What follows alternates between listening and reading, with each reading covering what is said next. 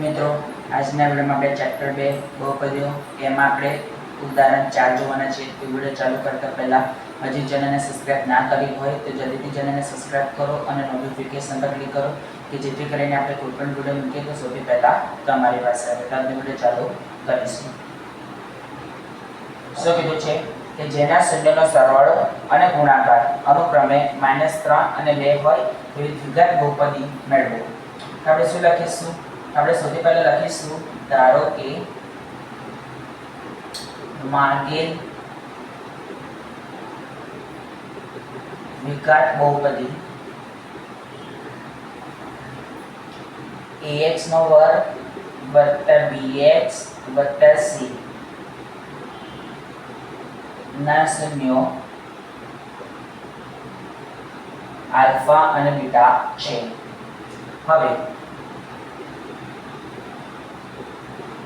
શૂન્યનો સરવાળો બરાબર સૂત્ર શું છે? Alpha plus beta. તો પહેલું છે શૂન્યનો સરવાળો છે અને બીજું છે શું છે? શૂન્યનો ગુણાકાર.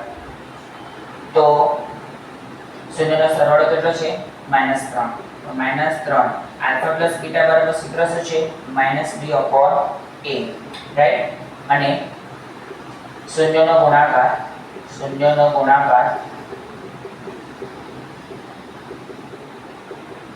Alpha beta. શૂન્યનો ગુણાકાર કેટલો આપેલો છે? 2. આલ્ફા બીટા બરાબર સૂત્ર શું? c/a. તો છેદમાં કશું જ નથી એટલે a બરાબર કેટલા લેવાના? 1. તો આપણે લખીશું કે જો a બરાબર 1 તો b બરાબર, તો મિત્રો b બરાબર શું આવે? તો -3 બરાબર -b. બંને બાજુથી માઈનસ માઈનસ કટ થઈ જાય તો 3 બરાબર શું થઈ જાય? b. તો b બરાબર શું થઈ જાય? 3. તો આપણે અહીંયા લખીશું કે જો a બરાબર 1 તો b બરાબર 3 અને c બરાબર 2. લખીશું આથી આપેલ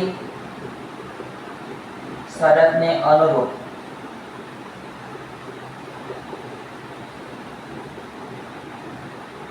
એક દ્વિઘાત બહુપદી.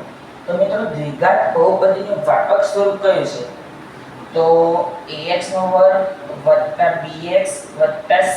તો a બરાબર 1 એટલે 1 ગુણ્યા x નો વર્ગ, b બરાબર 3 ગુણ્યા xc 2. તો x2 3x 2. ચલો હવે લખીશું કે કોઈ પણ શૂન્યેતર